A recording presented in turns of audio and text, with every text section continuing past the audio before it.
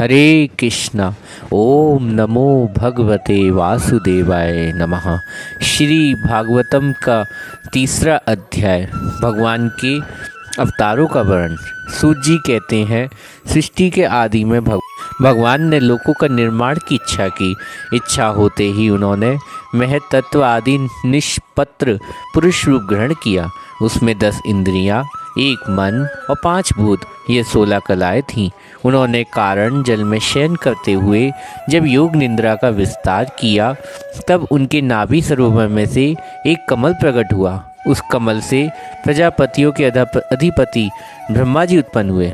भगवान की उस विराट रूप के अंग प्रत्यंग ही समस्त लोकों की कल्पना की गई। वह भगवान विशुद्ध सत्य श्रेष्ठ रूप। योगी लोग दिव्य दृष्टि से भगवान के उस रूप का दर्शन करते। भगवान के वह रूप हजारों पैर, जांघें, भुजाएं और मुखों के कारण अनंत विलक्षण है। उसमें सहस्त्रों सिर, हजारों कान, हजारों आँखें, हजारों नासिकाएं, हजारों मुकुट, वस्त्र और कुंडल आदि आभूषणों से वह उल्लसित रहता। भगवान का यही पुरुषोत्तम रूप, जिसे नारायण कहते, उनके अवतारों का अक्षय कोश है। इसी से सारे अवतार प्रकट होते। इस रूप के छोटे से छोटे अंश देवता, पशु पक्षी, मनुष्य आदि योनियों की सृष्टि होती। उन्हीं प्रभु ने पहले कुमार सर्ग में सनक, सनंदन, सनातन, सनत कुमार इन 4 ब्राह्मणों के रूप में अवतार ग्रहण करके अनंत कठिन अखंड ब्रह्मचर्य का पालन किया। दूसरी बार इस संसार कल्याण के लिए समस्त यज्ञों के स्वामी उन भगवान ने ही रस ताल में गई हुई पृथ्वी को निकाल लाने के लिए विचार से सुकर रूप ग्रहण किया। ऋषियों की सृष्टि में उन्होंने देव ऋषि नारद के रूप में तीसरा अवतार ग्रहण किया। सातवदा तंत्र, जिस नारद पंचरात्र कहते, उपदेश किया। उसमें कर्मों के द्वारा किए गए प्रकार के कर्म बंधन मुक्ति मिलती है, इसका वर्णन है। धर्म पत्नी मूर्ति के गर्भ से उन्होंने नर नारायण के रूप में चौथा अवतार ग्रहण किया। इस अवतार में उन्होंने ऋषि बनकर मन और इंद्रियों का सर्वथा संयम करके बड़ी कठिन तपस्या की। 5वें अवतार में वे सिद्धों के स्वामी कपिल के रूप में प्रकट हुए। तत्वों के निर्णय करने वाले सांख्य शास्त्र का जो समय के फेर से लुप्त हो गया था, आसुरी नामक ब्राह्मण को उपदेश दिया। और हमने सूर्य के वर मांगने पर 6ठे अवतार में वे अत्रि की संतान दत्रेय हुए। इस अवतार में उन्होंने अलग एवं प्रहलाद आदि को ब्रह्म ज्ञान का उपदेश दिया। 7वीं बार रुचि प्रजापति की आकुति नाम की पत्नी के यज्ञ रूप में उन्होंने अवतार ग्रहण किया और अपने पुत्र याम आदि देवताओं के साथ स्वयंभू मनवंतर की रक्षा की। राजा नाभि की पत्नी मेरु देवी के गर्भ से ऋषभ देव के रूप में भगवान ने 8वां अवतार ग्रहण किया। इस रूप में उन्होंने परम हंसों का वह मार्ग, जो सभी आश्रमियों के लिए वंदनीय है, दिखाया। ऋषियों की प्रार्थना से 9वीं बार राजा पृथु के रूप में अवतरण हुए। शौनक आदि ऋषियों, इस अवतार में उन्होंने पृथ्वी से समस्त औषधियों का दोहन किया। इससे यह अवतार सबके लिए बड़ा कल्याणकारी हुआ।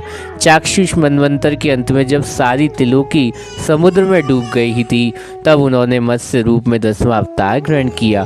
पृथ्वी रूप में नौका को बैठाकर अगले मनवंतर अधिपति वैश्वत मनु की रक्षा की।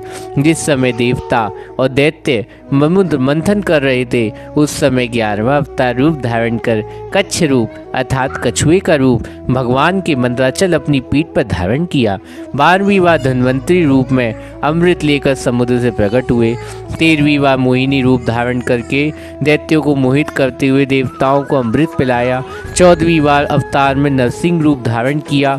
अनंत बलवान दैत्यराज हिरण्यकशिपु की छाती अपने नखों से अनन्यास इस प्रकार फाड़ डाली, जैसे चटाई बनाने वाला सीकों को चीर डालता है। 15वें बार वामन रूप धारण करके भगवान दैत्यराज बलि के यज्ञ में गए। वे चाहते तो त्रिलोकी का राज्य, परंतु मांगी उन्होंने केवल 3 पग पृथ्वी। 16वें में परशुराम अवतार में जब उन्होंने देखा कि राजा लोग ब्राह्मणों के द्रोही हो गए, तब क्रोधित होकर उन्होंने पृथ्वी को 21 बार क्षत्रियों से शून्य कर दिया। इसके बाद 17वें अध्याय में अवतार में सत्रवती के गर्भ से पराशर द्वारा व्यास के रूप में अवतरण हुए। उस समय लोगों को समझ में धारण शक्ति कम देखकर अपने वेद रूप वृक्ष की कई शाखाएं बना दी। 18वीं बार देवताओं का कार्य संपन्न करने की इच्छा से उन्होंने राजा के रूप में राम अवतार ग्रहण किया। सेतु बंधन, रावण वध, वीरतापूर्ण बहुत सी लीलाएं की। 19वें और 20वें अवतार में उन्होंने यदुवंश बलराम और श्री कृष्ण के रूप से प्रकट होकर पृथ्वी का भार उतारा। इसके बाद कलयुग आ जाने पर मगधदेश बिहार में देवताओं के द्वेषी दैत्यों को मोहित करने के लिए अंजन पुत्र रूप का बुद्ध अवतार होगा। इसके भी पीछे बहुत बड़, जब कलयुग अंत समीप होगा तब राजा लोग प्राय लुटेरे हो जाएंगे और जगत के रक्षक भगवान विष्णु यश नामक ब्राह्मण के घर में कल की रूप में अवतरण होंगे। शौनक आदि ऋषियों जैसे अगाध सरोवर से हजारों छोटे नाले निकलते हैं, वैसे ही सत्वनिधि भगवान श्री हरि के असंख्य अवतार हुआ करते हैं। ऋषि, मनु, देवता, प्रजापति, मनुपुत्र और जितने भी महान शक्तिशाली वे सब के सब भगवान के ही अंश है। ये सब अवतार तो भगवान के अंश अवतार अथवा कला अवतार है, परंतु भगवान कृष्ण तो स्वयं कृष्ण अवतारी ही है।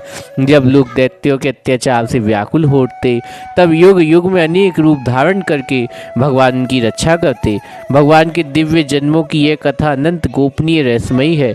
जो मनुष्य एकाग्र चित्त से नियम पूर्वक स्वयं काल प्रातः काल में प्रेम से इसका पाठ करता है वह सब दुखों से छूट जाता है। प्राकृत रूप रहित चिन्मय भगवान का जो ये स्थूल जगदार रूप है ये उनकी माया के महत्वादी गुणों से भगवान में ही कल्पित है।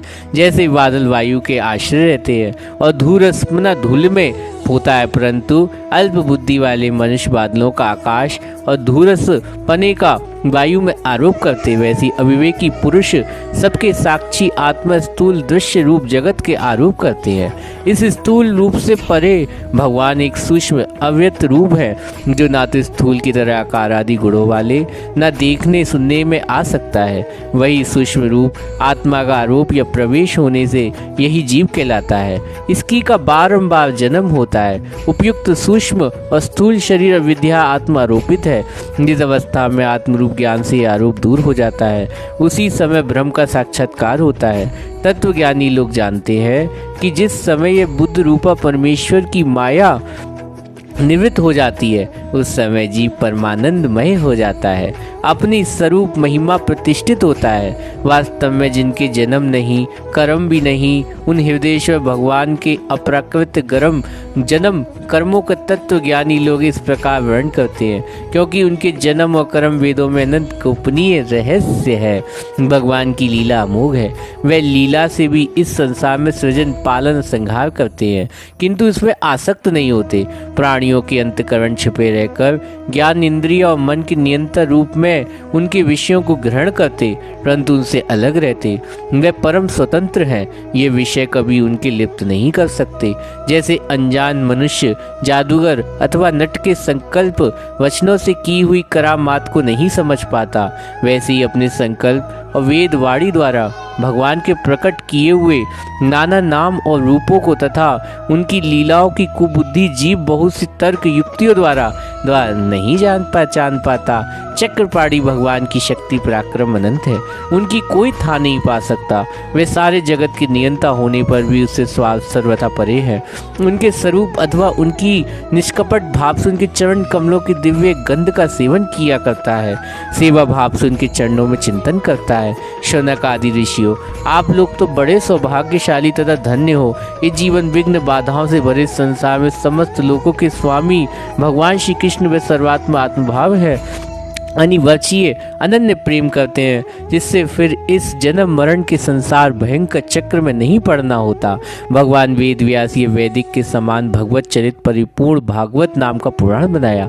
उन्होंने इस शगलनीय कल्याणकारी महापुराण को लोगों को परम कल्याण के लिए आत्मज्ञान शिरोमणि पुत्र को ग्रहण कराया। इससे सारे वेद इतिहास साफ साफ संग्रह किया। सुखदेव जी राजा परीक्षित को यह सुनाया। उस समय वे परम ऋषियों में घिरे हुए आमरण अनशन का व्रत लेकर गंगा तट पर बैठे हुए थे। भगवान श्री कृष्ण जब धर्म ज्ञान आदि के साथ अपने परम धाम पधार गए, तब इस कलयुग ने जो लोग अज्ञान रूपी अंधकार अंधे हो रहे उनके लिए पुराण रूपी सूर्य समय प्रकट हुआ। और शौनक आदि ऋषियों के जब महातेजस्वी सुखदेव जी महाराज वहाँ इस पुराण की कथा कह रहे, तब मैं भी वहाँ बैठा था। वहाँ ही मैंने उनकी कृपा पूर्ण अनुमति से इसका अध्ययन किया। मेरे जैसा अध्ययन मेरी बुद्धि ने जितना प्रकार इसको ग्रहण किया, उसी के अनुसार मैं आप लोगों को सुनाऊंगा। हरे कृष्णा।